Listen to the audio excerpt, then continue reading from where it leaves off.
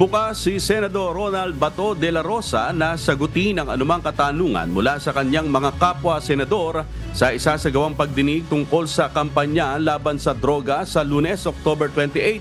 Ayon sa senador, mahalagang masagot niya ang mga tanong na ibabato sa kanya upang matukoy ang katotohanan at makapagbigay siya ng kinakailangang paglilinaw. Tiniyak din itong hindi siya masasaktan kahit anong kritisismo ang kanyang matanggap. No. I won't feel offended.